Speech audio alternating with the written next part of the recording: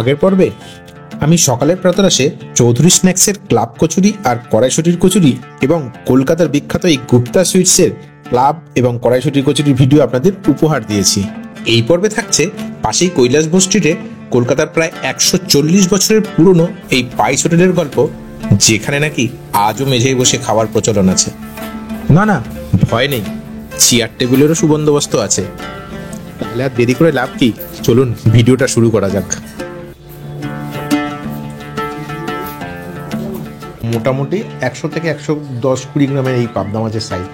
আচ্ছা, যদি কাতলা মাছ নিতে হয় এই রকম সাইজের কাতলা পাবেন, যার পমপ্লেট মাছ নিয়ে নিয়েছি। নমস্কার, গুপ্তা সুইটস থেকে আমরা চলে এসেছি কিন্তু একদম সোজা কৈলাসবোস স্ট্রিটে, 40 নাম্বার কৈলাসবোস স্ট্রিট। আর এইখানে কিন্তু প্রায় 200 বছরের পুরনো একটা পাইস হোটেল আছে, যার নাম হচ্ছে জগৎমাতা ভোজনালয়। এই জগৎমাতা ভোজনালয়টা উড়িষ্যার লোক কিন্তু এই জগৎমাতা ভোজনালয়টা চালায়। এনাদের 3 পুরুষ আগে এক ভদ্রলোক উড়িষ্যা থেকে এখানে এসেছিলেন এবং এই দোকানটা প্রতিষ্ঠা করেন। তো সেই দোকানটা কিন্তু আজ 3 পুরুষ ধরে ওনারা কিন্তু খাবারের টেস্ট সেটা কিন্তু একইভাবে বজায় রেখেছে এবং এখনও কিন্তু সেই দোকান রমরমিয়ে চলছে।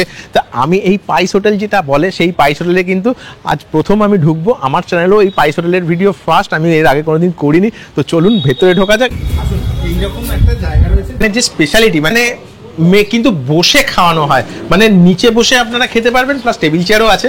তো নিচে বসে খাওয়ার যে জায়গাটা সেটা আপনাদের আগে দেখাই। এইরকম জায়গা দিয়ে কিন্তু ঢুকতে হবে, একটু অপরিচ্ছন্ন লাগলেও কিন্তু পরিষ্কার।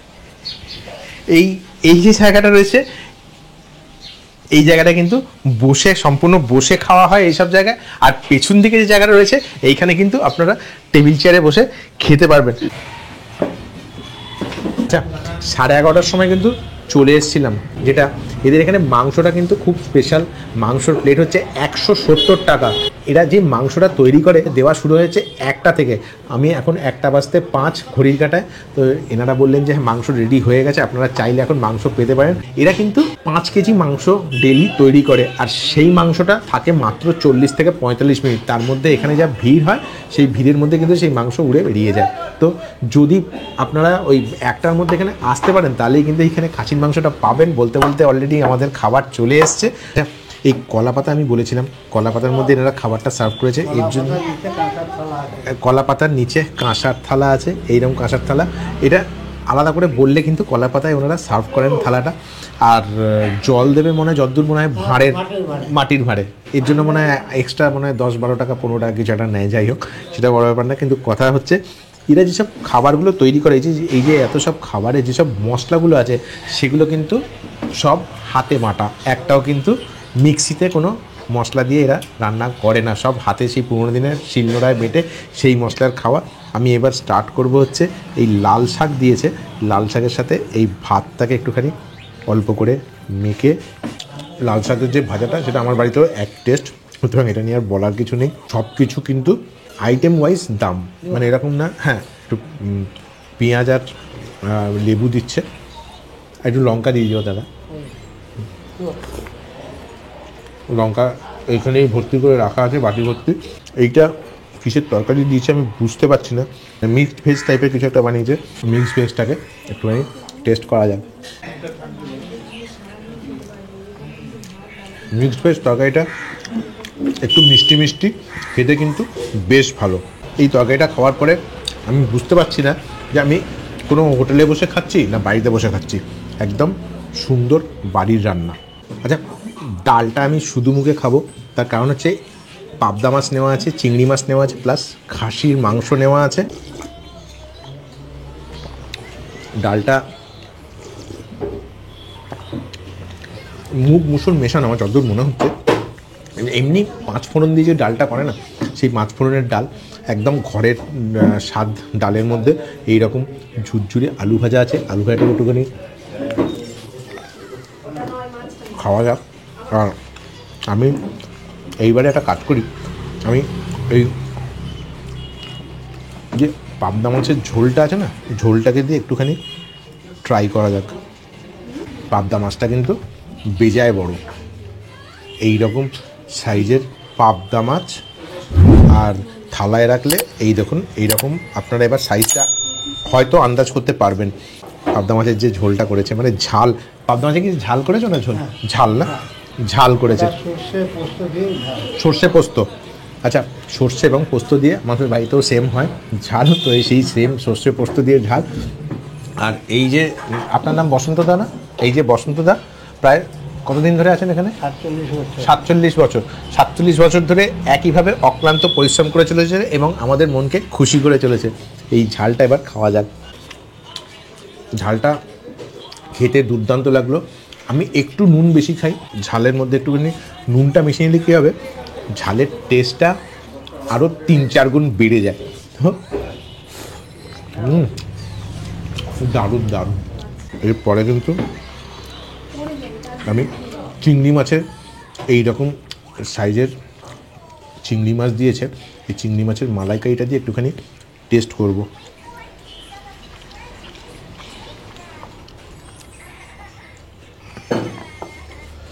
এই মালাইকারি দিয়ে অল্প ভাতটাকে মেখে চিংড়ি মাছের মালাইকারিটার মধ্যে গরম মশলা যেরকম গন্ধটা আসছে, চিংড়ি মাছের মালাইকারির টেস্ট নিয়ে কোনো কথা হবে না। Awesome test. আচ্ছা, এরপরে যে ভাত আছে এই ভাতটাতে আমি একটু এই খাসির মাংসটা যেটা দিয়েছে না, সেইটাকে একটুখানি আমি ট্রাই করব। প্রচুর চাহিদা এই খাসির মাংসের, আর এটার জন্যই কিন্তু লোকজন আসে এখানে এই খাসির মাংস খেতে। একদম মানে প্লেন সোনালি ঝোল, বাড়িতে যেরকম বানায়, হালকা মশলাটা এখানে দেখা যাচ্ছে, এই রকম ঝোলটা রয়েছে। আলোটা কম বলে কালারটা ঠিক বোঝা যাচ্ছে না, এইরকম। আর 4 পিস মাংস দেয়, তবে মাংসর সাইজটা আমার মতে ছোটোই, দামটাও ছোট, দামটা 170 টাকা। এরকম সাইজের মাংস, পাশে হাড়ও রয়েছে। তো এই মাংস দিয়ে এবার একটুখানি মেখে খাওয়া যাক। একদম যেটা দুপুরবেলায় আমরা সোনালি ঝোল খাই, সেই সোনালি ঝোলই একদম এখানে তৈরি হয়েছে।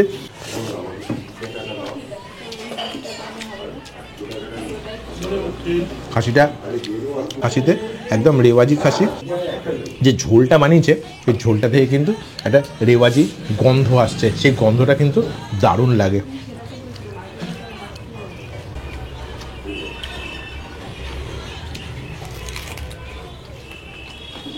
জমে গেল দুপুরে খাওয়া, অসাধারণ। এই প্রত্যেকটা মাছের কিন্তু আলাদা আলাদা দাম। এই যে বলছিলাম মাটির ভাঁড়ে জল, এই মাটির ভাঁড়ে জল দিয়ে গেছে।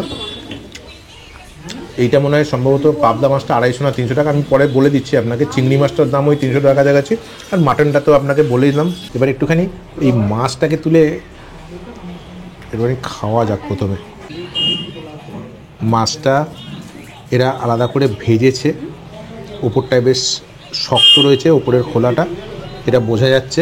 আমার মনে হয় পাবদা মাছ তো নরম মাছ, তো এতটা কড়া করে না ভাজতে পারলেও খারাপ লাগতো না, ভালোই লাগতো। দারুণ লাগছে, কড়া করে ভেজেও খুব একটা খারাপ লাগবে সেরকম কিন্তু না, বেশ ভালো লাগছে। এই চিংড়ি মাছটাকে নিয়ে খেলা করা যাক। এরকম সাইজের গলদা চিংড়ি, এইটাকে ভেতরে মাছ রয়েছে, আর এইখান থেকে একটুখানি এবার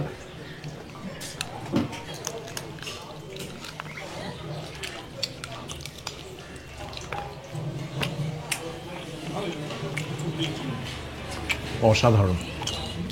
আসলে কারিটার টেস্টটা এত সুন্দর হয়েছে, মানে এই একটু মিষ্টি মিষ্টি ভাব রয়েছে, হালকা একটু ঝাল ঝাল, অল্প ঝাল, মিষ্টির পরিমাণটা একটু বেশি। তো চিংড়ি মাছের মালাইকারি যেরকম হয় আর কি, ওই টেস্টটা যখন মাংসের মানে মাছের সাথে যে মুখে যাচ্ছে, তখন কিন্তু টেস্টটা উপাদেহ লাগছে, মানে খুব ভালো হয়েছে। এই মাথাটা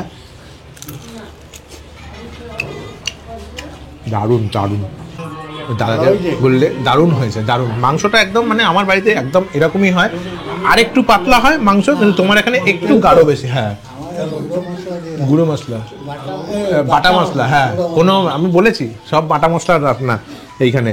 তো মাংসটাকে একটুখানি, একটা কথা বলো, দামগুলো হয়তো আপনাদের একটু বেশি লাগতে পারে, কিন্তু আজকালকার মার্কেটে যা কস্ট সেই অনুযায়ী কিন্তু আমি বলবো দাম কিন্তু একদম রিজনেবল। 170 টাকা যদি 4 পিস এরকম টাইপের মাটন দিয়ে যদি একটা ঝোল পাওয়া যায়, সেটা কি এই বাজারে যথেষ্ট সস্তা না? আমার তো তাই মনে হয়। যাই হোক, খাবার কিন্তু দারুণ লাগছে। আচ্ছা, যদি কাতলা মাছ নিতে হয়, এই রকম সাইজের কাতলা পাবেন যার ওয়েট কম করে 120 থেকে 130 গ্রামের। 200 গ্রাম 200 গ্রাম, ও মাই গড, 200 গ্রামের কাতলা এই পিসটা, যেটা পুরো ডিশটা যা দেখতে পাচ্ছেন, পুরো ডিশটা পুরো কভার আপ হয়ে গেছে, সাইডে মশলাগুলো রয়েছে, মানে দারুণ লোভনীয়, মানে না খেলে এখানে তো বোঝা যাবে না। আর আমি এর সাথে একটা পমপ্লেট মাছ নিয়ে নিয়েছি, আর পমপ্লেট মাছে এটা ঝাল তো সর্ষে বাটা দিয়ে ঝাল, আহা হা, এইরকম একটা পমপ্লেট মাছও নিয়ে নিয়েছি সর্ষে বাটা দিয়ে, যার ঝাল। ভিডিওটা এবার আমি শেষ করব। ভিডিওটা কেমন লাগলো আপনারা আমাকে কমেন্ট বক্সে লিখে জানাবেন। আর যদি ভালো না লাগে তাহলে একটা অবশ্যই ডিসলাইক করবেন, এবং যদি ভালো লেগে থাকে তাহলে অবশ্যই একটা লাইক এবং চ্যানেলটি কিন্তু সাবস্ক্রাইব করতে ভুলবেন না। আর আপনাদের যারা সারাউন্ডিংস আছে, মানে আপনার পরিবার পরিজনের মধ্যে কাইন্ডলি ভিডিওটা শেয়ার করে দেবেন, যাতে তারাও আমার ভিডিওটা দেখতে পারে। চলুন, আজকের মতো টাটা।